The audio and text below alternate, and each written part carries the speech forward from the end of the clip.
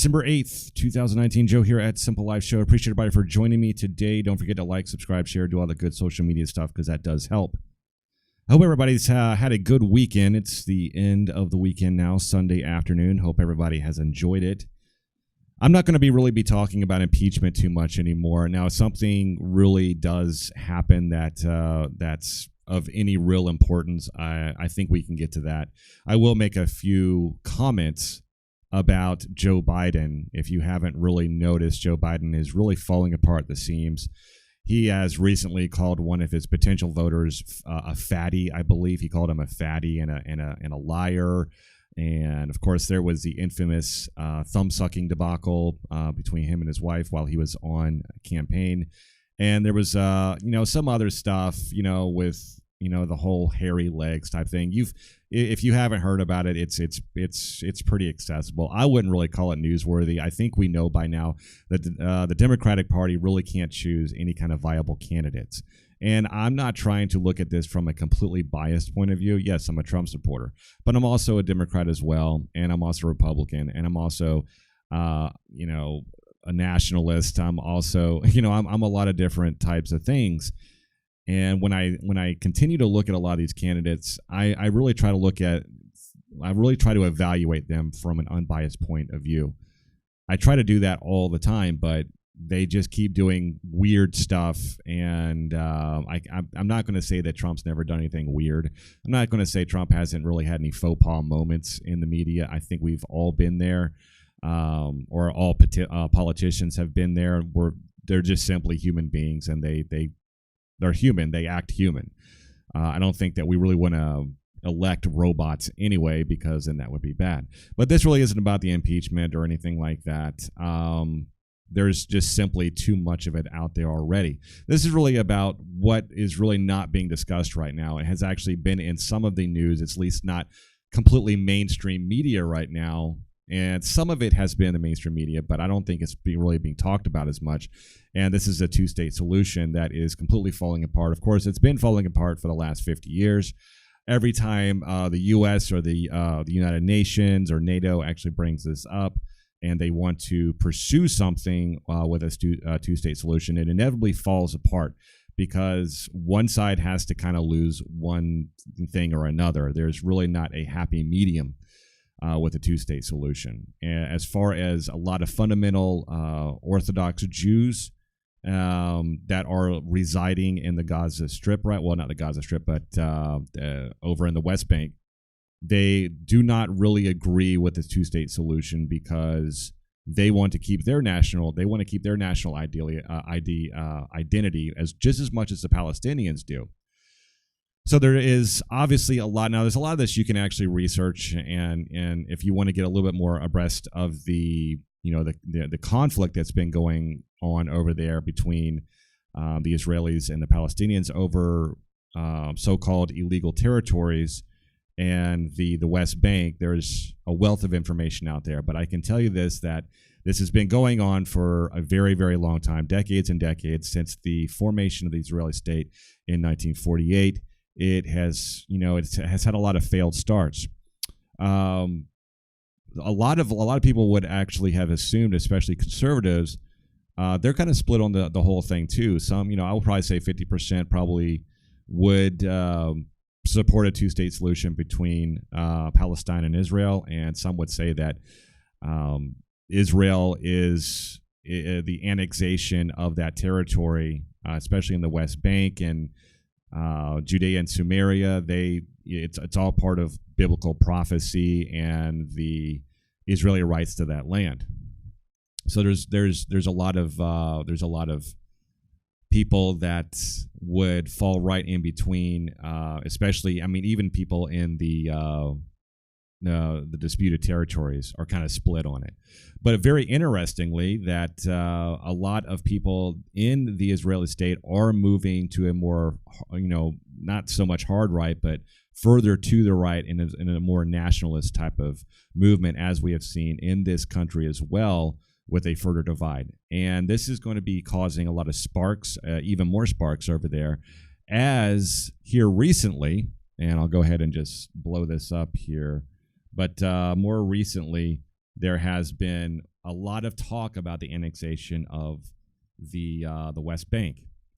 And we see here is that there has been a very, if you don't remember, back in 2018, there was a lot of stuff that was happening, just as much as Trump was basically seeing the Golan Heights as part of Israel. We had the shift from the embassy to Jerusalem, and actually recognizing Jerusalem as Israel's capital, which caused a lot of problems. It caused a lot of riots amongst the Palestinians, and this is just getting a little bit further into it. So Trump has always been about the two-state solution, but a lot of this recently has been changing. And here from the New York Times here last month, and Shift U.S. says Israeli settlements in West Bank do not violate international law. Secretary of State Mike Pompeo announced the reversal of decades of American policy that may doom the peace efforts.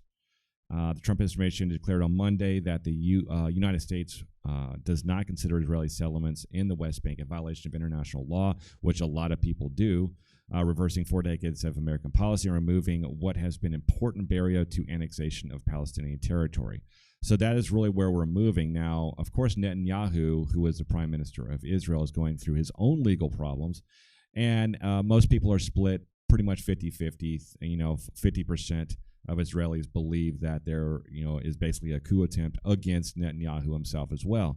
So we can see a lot of parallels between Benjamin Netanyahu and Donald Trump.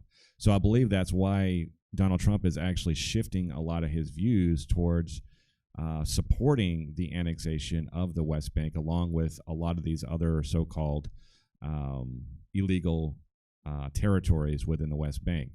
Now, this really is just all part of a bigger problem, and it's not so much a problem, but it's a bigger plan. And what I'm talking about is what's called the there's Trump's deal of the century, which was supported the Greater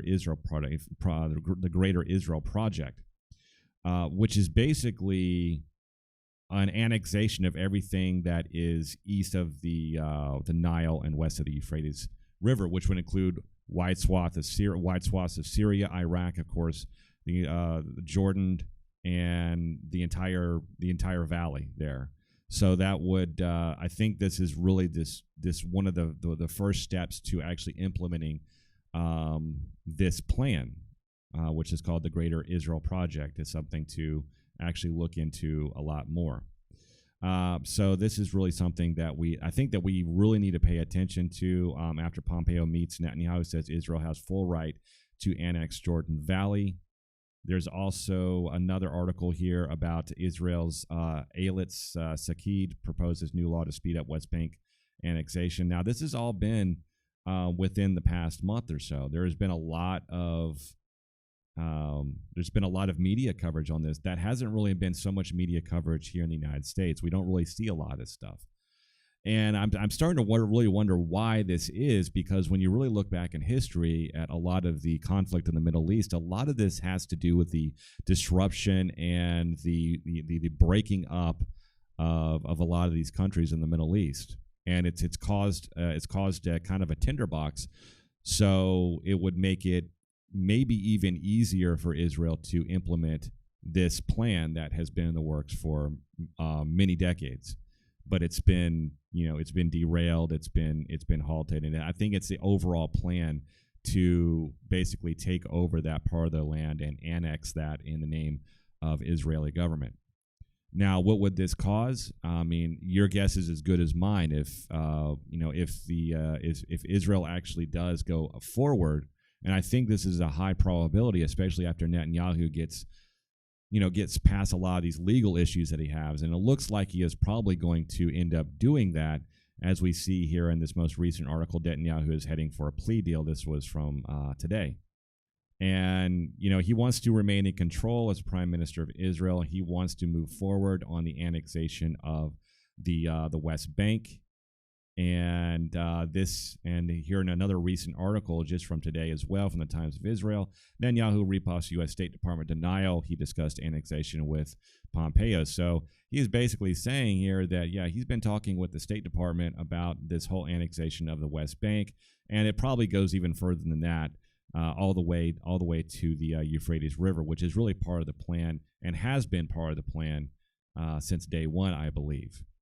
Now, if we have a full, Israeli state, and they are actually successful in not only annexing the West Bank, but actually goes further east towards the Euphrates River, then we could end up in a nightmare scenario where the U.S. is basically forced to protect Israel against NATO and UN allies that would end up basically attacking Israel for the illegal territories and their annexations of different territories that they believe, that the UN believes is illegal, and Israel has no right to that.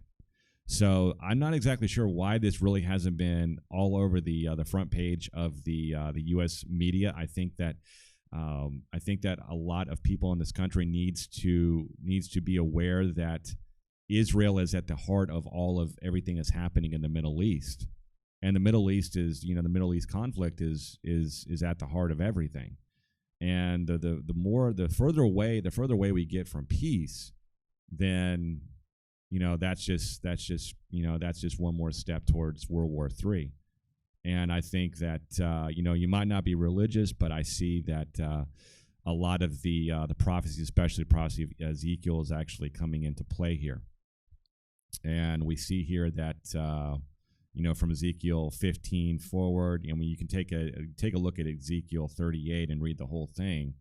But it says, "And thou shalt come from thy place out of the north parts, thou and many people with thee, all of them riding upon horses, a great company and a mighty army. And thou shalt come up against the people of Israel as a cloud cover the land, and it shall be in the latter days. And I will bring thee against my land, and the heathen may know me, when I shall be sanctified in thee, O Gog, before thy eyes." And it just keeps going forward.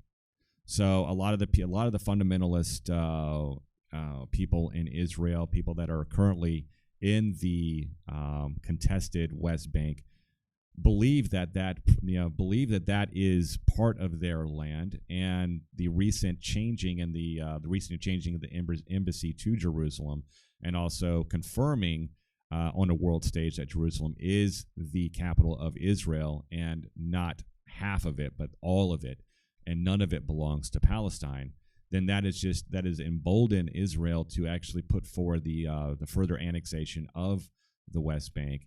And I personally believe that it's going to harken more of a push west towards the Euphrates, because a lot of this push, especially for the right leaning and the nationalists in Israel, they're actually moving forward with a lot of this stuff. I know a lot of this stuff might sound really boring, and it's probably the way that I'm kind of interpreting or maybe saying it, but I think this is something that's really important, that really a lot of people in the United States really need to pay attention to, because this is where the tinderbox is. This is in the Middle East, and especially in these contested parts of Israel. That is I believe what's really going to set off a potential world war. So keep in tune to a lot of these things that I'm talking about, and keep an eye on it, because that is the only thing that is going to help us over here is staying informed and staying informed and ahead of the other people that might not have our best interest at heart. So until next time, this is Joe with Simple Life Show. I hope you have a great day, and I'll see you in the next one. Bye.